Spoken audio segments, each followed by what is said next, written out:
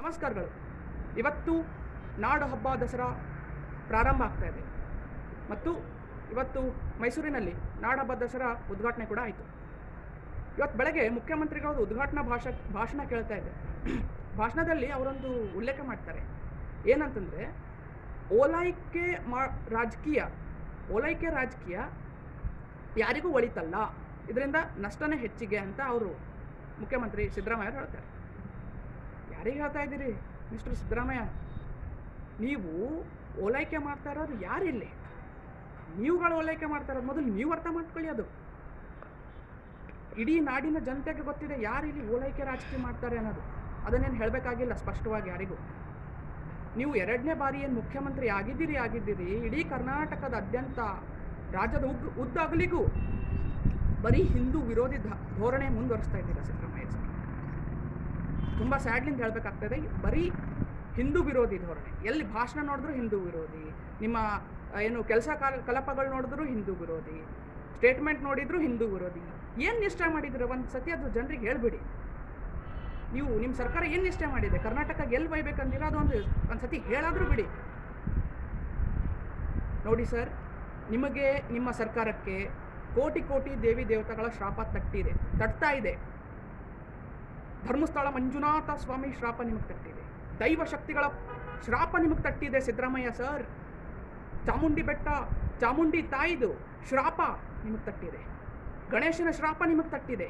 ಅದು ಗೊತ್ತಿಲ್ಲ, ಇನ್ನು ಎಷ್ಟೋ ಕೋಟಿ ಕೋಟಿ ದೇವಿ ದೇವತೆಗಳ ಶ್ರಾಪ ನಿಮ್ಮ ಸರ್ಕಾರಕ್ಕೆ ತಟ್ಟಿದೆ. ಇದೆಲ್ಲ ನೋಡ್ತಾ ಇದ್ರೆ ನಿಮ್ಮ ಸರ್ಕಾರ ಇನ್ನೂ 100 ದಿವಸಗಳಕ್ಕಿಂತ ಹೆಚ್ಚಿಗೆ ಬದುಕೋದಿಲ್ಲ ಅನ್ನೋದು ಸ್ಪಷ್ಟವಾಗಿ ಗೋಚರಿಸುತ್ತಾ ಇದೆ. ಇನ್ನು 100 ದಿವಸಗಳಲ್ಲಿ ನೀವು ಮುಖ್ಯಮಂತ್ರಿನೂ ಆಗಿರಲ್ಲ, ನಿಮ್ಮ ಸರ್ಕಾರನೂ ಇಲ್ಲಿ ಈ ನಾಡಿನಲ್ಲಿ ಇರಲ್ಲ. ನೋಡ್ತಾ ಇರಿ. Just wait and watch for just 100 days. Congress ಬರ್ಬಾದಾಗಿ ಹೋಗುತ್ತೆ ಇಡೀ ದೇಶದಲ್ಲಿ ಅಂತೂ ಗೊತ್ತಿಲ್ಲ, ಬಟ್ ಕರ್ನಾಟಕದಲ್ಲಂತೂ ಕಾಂಗ್ರೆಸ್ ಪೂರ್ತಿ ಬರ್ಬಾದಾಗಿ ಹೋಗುತ್ತೆ. ನೋಡ್ತಾ ಇರಿ. ಇದನ್ನೆಲ್ಲ ನೋಡ್ತಾ ಇದ್ರೆ ನಾವು ಜನರು ಸ್ವಲ್ಪ ಎಚ್ಚೆತ್ಕೋಬೇಕು. ಇವತ್ತಾದರೂ ಈ ಜಾತಿ, ಧರ್ಮ, ಮತ, ಪಂಥಗಳು ಇವೆಲ್ಲ ಬಿಟ್ಟು ಮೇಲೆದ್ದು ದೇಶಕ್ಕೋಸ್ಕರ, ರಾಷ್ಟ್ರದ ಹಿತಕ್ಕೋಸ್ಕರ ಯಾವ ಪಕ್ಷ ಮುಂದೆ ಬರುತ್ತೋ ಅಂಥಕ್ಕೊಂದು ಮತವನ್ನು ಮಾಡೋವಂಥ ಪ್ರಯತ್ನ ಮಾಡಬೇಕು. ಸ್ವಲ್ಪ ಯೋಚನೆ ಮಾಡಿ ನೋಡಿ. ಇಂಥ ಕೈಯಲ್ಲಿ ನಮ್ಮ ದೇಶ ಹೋದರೆ, ಈ ಹಿಂದೂ ವಿರೋಧಿಗಳ ಕೈಯಲ್ಲಿ, ರಾಷ್ಟ್ರ ವಿರೋಧಿ ಕೈಯಲ್ಲಿ ನಮ್ಮ ದೇಶ ಹೋದರೆ ಏನಾಗ್ತದೆ ನಮ್ಮ ದೇಶ? ನಾವು ಎಕ್ಸಾಂಪಲ್ ಒಂದು ಕರ್ನಾಟಕದಲ್ಲಿ ಇವತ್ತು ನಾವು ನೋಡ್ತಾ ಇದ್ದೀವಿ ಎಲ್ಲರೂ. ಇಡೀ ದೇಶ ಒಂದು ಸತಿ ಏನಾದರೂ ಅವ್ರ ಕೈಯಲ್ಲಿ ಹೋಯ್ತಂದರೆ ನೆನ್ಪಿಟ್ಕೊಳ್ಳಿ, ನಮ್ಗಳಿಗೆ ಇಡೀ ಜಗತ್ತಿನಲ್ಲಿ ಹಿಂದೂಗಳಿಗಿರ್ತಕ್ಕಂಥ ಏಕೈಕ ರಾಷ್ಟ್ರ ಅಂದರೆ ಅದು ಭಾರತ, ಪುಣ್ಯಭೂಮಿ. ಇದು ಒಂದೇ ನಮಗೆ, ಬೇರೆ ಯಾವ ರಾಷ್ಟ್ರ ಇಲ್ಲ. ಏನಾದರೂ ನಾಳೆ ಇವ್ರ ಕೈಯಲ್ಲಿ ದೇಶ ಹೋಯ್ತಂದರೆ ನಾವೆಲ್ಲ ಹಿಂದೂಗಳು ಹಿಂದೂ ಮಹಾಸಾಗರಲ್ಲಿ ಹೋಗಿ ಜಿಗಿಬೇಕಾಗ್ತದೆ. ಅದನ್ನು ಬಿಟ್ಟು ಇನ್ನೇನು ದಾರಿ ನಮ್ಮಲ್ಲಿ. ಸೊ ಈಗಾದರೂ ಇನ್ನೊಂದು ಸಮಯ ಇದೆ, ಎಚ್ಚೆತ್ಕೊಳ್ಳಿ. ಸೊ ಜಾಗೃತದಿಂದ ಯೋಚನೆ ಮಾಡಿ, ಅರ್ಥ ಮಾಡಿಕೊಂಡು ಮತವನ್ನು ಹಾಕಿ ಅಂತ ಕೈ ಮುಗ್ದು ಕೇಳ್ಕೊತಾ ಇದ್ದೀನಿ. ಈ ದೇಶವನ್ನು ಉಳಿಸ್ಬೇಕಾದ್ರೆ ರಾಷ್ಟ್ರವಾದಿಗಳ ಕೈಯಲ್ಲೇ ಈ ದೇಶ ಇರಬೇಕು.